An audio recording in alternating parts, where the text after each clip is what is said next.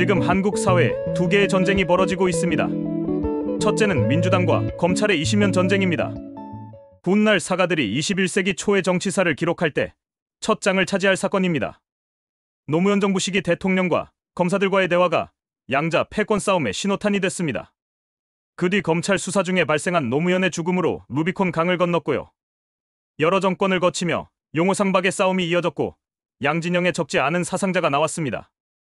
올해 6월 대선에서 민주당이 승리함에 따라 20년 전쟁은 이제 대미를 고하고 있습니다. 민주당과 검찰의 전쟁 성격은 두 가지를 꼽을 수 있어요. 하나는 진보 보수의 대립, 다른 하나는 사회상 층부 기득권 간 대립이었습니다. 진보 보수의 갈등은 문명사회에서 흔히 볼 수 있는 일입니다. 다만 검찰이 보수의 총대를 메고 있는 것이 이채롭네요. 사회상 층부 대립은 조선시대 훈구파 살인파의 당쟁과 비교되죠. 서로 쟁패를 계속하면서도 밀란이 발생하면 곧 싸움을 중지하고 진압에 나섰습니다. 자신들의 기득권 지키기에는 한마음이었기 때문이죠. 같은 시기에 진행된 두 번째 전쟁은 5060 유주택자와 2030 무주택자의 부동산 전쟁입니다. 견원지간이었던 민주당과 검찰이 이 싸움에서는 같은 편입니다. 반대쪽에는 힘없는 서민이 맞서 있는 구도입니다. 좌우가 아닌 상하의 전쟁이고 지배계급과 피지배계급의 싸움이라고 할 수 있죠. 주된 격전지는 서울입니다. 서울 시민 중 51%가 무주택자여서 양진영의 절반씩 나뉘어져 있죠. 5060 유주택자의 핵심은 소득 상위 20%, 5분이 소득자인데요. 본진은 서울 강남의 포진에 있어요. 이들의 막강한 힘은 진보 보수의 좌우 합작에서 나옵니다. 국민의힘이나 민주당은 국민 앞에서는 티격태격 싸우지만 부동산 정책에는 입장이 다르지 않습니다. 믿었던 민주당이 한술 더 뜨기도 합니다. 이 전쟁은 수억, 수십억의 판돈을 놓고 겨루는 머니게임입니다. 첫 번째 전쟁이 궁중암투라면 이건 국민들이 죽고 사는 문제죠. 대다수 국민들이 강제로 게임에 참전하고 있는 것도 특징입니다. 현재 전황을 보면 5060이 압도적으로 우세합니다. 한쪽이 갑이고 다른 쪽이 을인 비대칭 구도죠. 무주택자들은 결집을 하지 못해 동네북처럼 얻어맞기만 했습니다. 2년마다 집값과 동시에 오르는 전월세 비용 마련하느라 고열을 짜내야 합니다. 다른 쪽은 배짱이처럼 불로소득을 얻고 있고요. 그래서 강준만 교수는 부동산 약탈국가라고 말합니다. 여러분, 이 책의 부제를 눈여겨보기를 바랍니다. 아파트는 어떻게 피도 눈물도 없는 괴물이 되었는가? 무주택자들이 약자인 것만은 아닙니다. 비장의 무기를 쥐고 있거든요. 무주택자의 다수는 2030 청년들인데요. 가임기인 그들은 출산 파업으로 저항합니다. 지난해 합계 출산율은 0.75, 서울은 0.58을 기록했죠. 국가와 민족의 명운을 게임의 패로 들고 있는 셈이죠. 이 패에 가공할 위력에 세계가 놀라고 있습니다.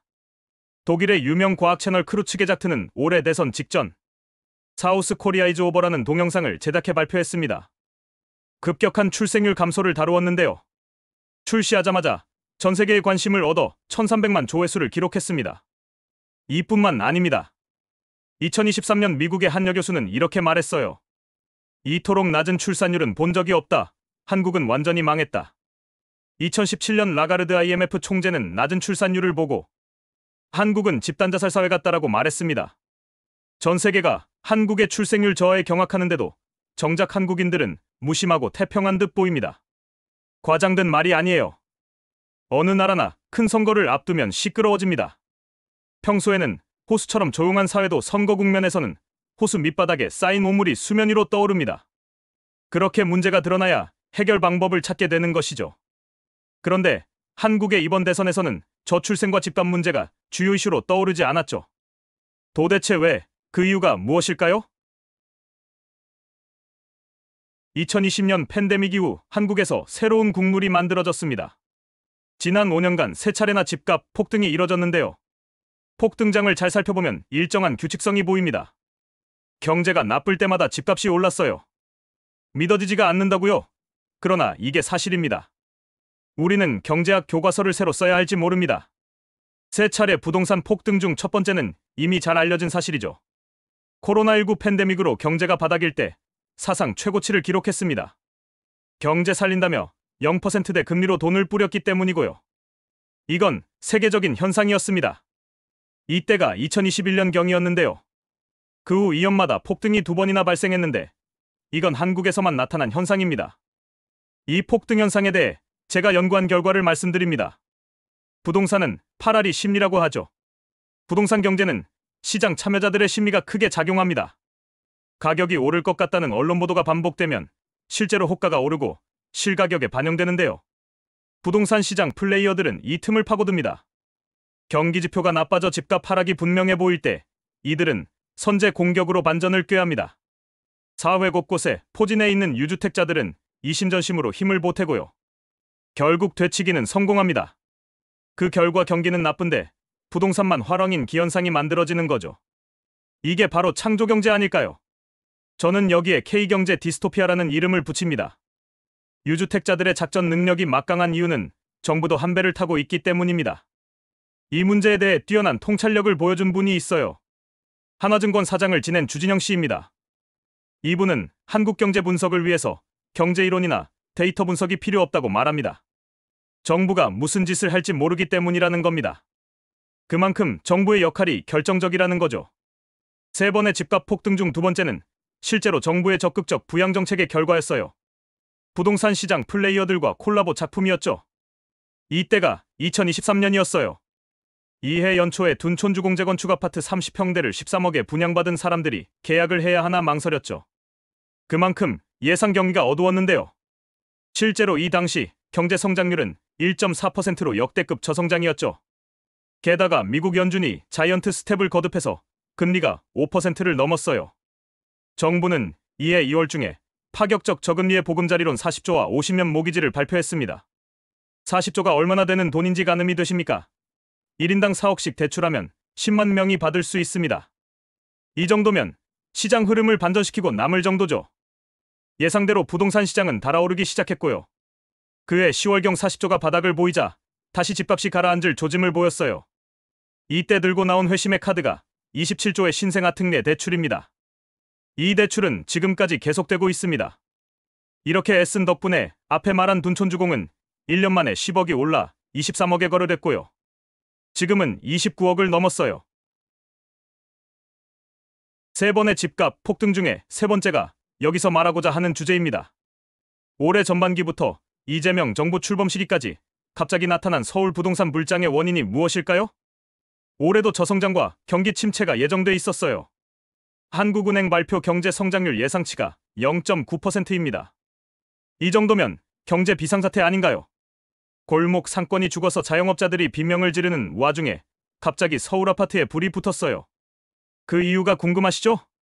이때도 부동산 작전 세력이 출동할 만큼 위기였어요. 그런데 2번째와 다른 특기할 만한 현상이 보였어요. 그게 뭘까요? 문재인 정부 초기와 비교해보면 실마리가 보입니다. 그 당시로 시간의 채널을 돌려보시죠. 문재인 취임 초기 부동산 시장은 새 정부의 규제 강도가 어느 정도인지 가늠하기 위해 숨죽이며 지켜봤습니다. 한 달이 지나고 2달이 지나는데도 시그널이 보이지 않았죠. 이때 눈치 빠른 시장 참여자들은 새 정부에서 규제가 강하지 않을 거라고 판단했습니다. 그때부터 집값이 튀어오르기 시작했어요. 그 뒤 벼락부자 벼락거지들이 나타났고 문정부는 몰락의 길로 들어갔습니다. 다른 것 아무리 잘해도 부동산을 못 잡는 정권은 실패한다는 것이 대한민국 정치의 새로운 규칙이 됐죠. 그런데 이번에는 양상이 사뭇 다릅니다.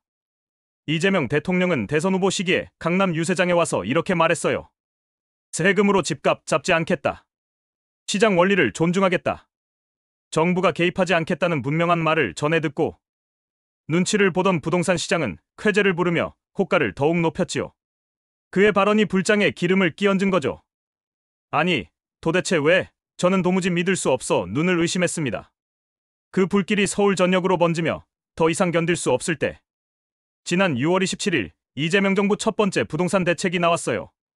대출 한도를 6억으로 제한하고 다음 날부터 시행하는 등 강력하고 전격적인 내용이 담겼습니다. 곧바로 과열 시장의 냉각 효과가 나타났죠. 롤러코스터 장세의 국민들은 어질어질합니다. 정부 출범 한 달도 안 돼서 벌어진 일입니다. 시장 원리를 존중하겠다는 이재명의 공언은 허언이 되고 말았죠. 이재명은 자기가 그렇게 발언하면 이렇게 될 거라는 사실을 몰랐을까요? 그의 본심은 과연 어느 쪽일까요? 시장 원리 존중인지 627 규제인지 여러분은 어느 쪽이라고 보시나요? 이재명 대통령의 발언 중에 세금으로 부동산 시장을 잡지 않겠다는 말은 곱씹어봐야 합니다. 시장 원리를 존중하겠다는 발언의 핵심이 이것이죠. 이재명 지지를 선언한 부동산 전문가 이광수조차 매불쇼에 나와서 소득세에 비해 부동산 불로소득에 대한 과세가 너무 적다고 개탄했는데요. 사실상 이재명의 세금 발언을 디스한 것입니다. 부동산 세금 관련 가장 뜨거운 이슈는 소위 똘똘한 한 채입니다. 지방에 10억짜리 세 채를 가진 사람이 30억 주택 한 채 소유자보다 3배 이상의 세금을 내야 하죠. 그러니 지방 집을 팔고 그 돈으로 서울 강남의 아파트 한 채를 구입합니다. 물이 위에서 아래로 흐르듯이 전국의 돈이 강남 저수지에 모여드는 거죠. 부동산 투기를 방지하겠다는 명분이지만 오히려 투기를 조장하고 있습니다. 이 정책이 지난 10여 년 동안 강남 집값의 불꽃이 꺼지지 않도록 풀무지를 했습니다. 저는 이런 법을 만든 자들에게 전율이 느껴집니다. 해결책은 간단해요. 합산 과세로 보유세 제도를 바꾸면 됩니다. 집이 몇 채이건 주택의 공시가를 합산한 가격에 과세해야 합니다. 10억 아파트 세 채 소유자나 30억 아파트 한 채 소유자나 같은 금액의 세금을 부과해야 합니다. 이것이 공정이고 상식 아닐까요? 여러분 여기서 주의해야 합니다.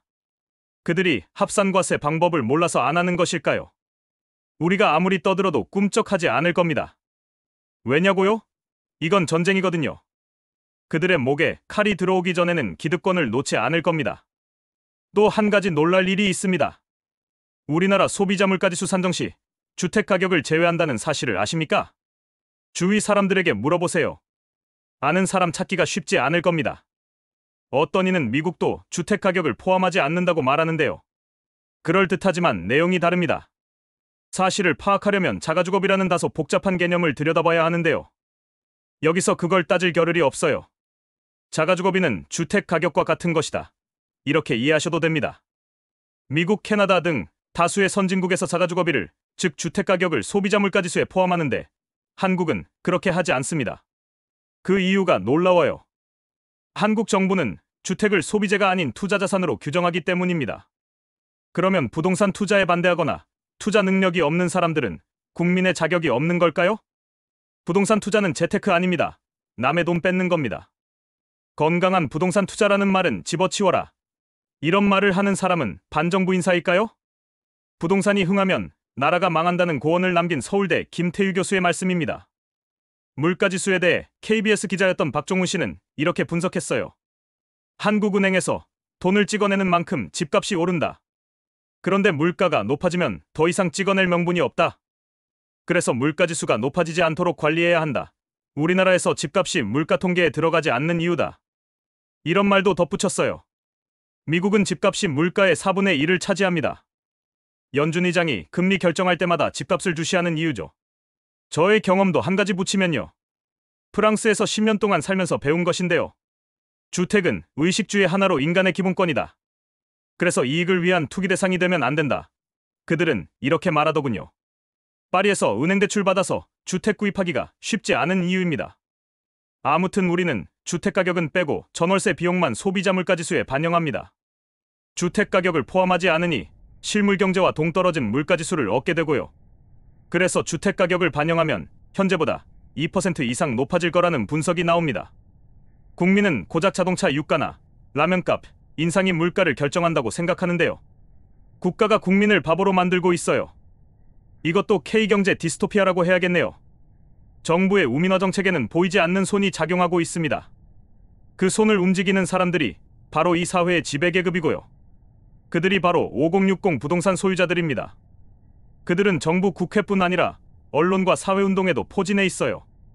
지난 대선 국면에서 집값과 저출생 등 그들에게 불편한 문제가 정치 이슈로 올라오지 않았던 이유입니다. 기가 막히지만 이것이 사실입니다. 정치와 언론이 문제 있으면 최후의 보루인 사회운동이 나서야 하는데 그들조차 사실상 한패거리입니다. 그래서 집값이 불장인 시기에도 문제를 지적하는 시민사회단체의 성명을 찾기가 어려웠습니다. 이창용 한국은행 총재는 비교적 자유롭게 경제와 관련된 사회 문제에 대해 발언해 왔는데요. 퇴임하기 전에 그가 국회에서 용기 있게 발언하는 장면을 보고 싶습니다. 물가지수 산정 방법 뒤에 있는 보이지 않는 손을 고발해 주기를 기대합니다. 뭐라고요? 헛된 희망이라고요? 이 기회에 문재인 정부 부동산 정책 28전 28패의 원인을 밝혀봅시다. 민주당을 위해서도 반드시 필요한 일이죠. 이걸 파악하고 교훈을 얻지 못하면 정권을 또 잃을 수 있으니까요. 28전 28패는 결코 미스터리가 아닙니다. 제가 상식을 도구 삼아 밝혀보겠습니다. 부동산 시장은 주식시장과 달리 정부 정책이 아주 잘 먹힙니다. 이번 6.27 대책에서 보지 않았나요? 발표 다음날 시장이 상전벽해처럼 바뀌었어요. 그런데도 두 번의 민주당 정부에서 부동산 정책이 실패한 이유가 뭘까요?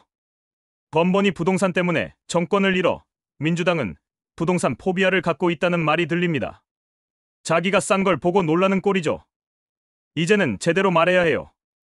당시 부동산 정책 책임자였던 청와대의 김수현은 집값 변동의 특성을 잘 알지 못했습니다.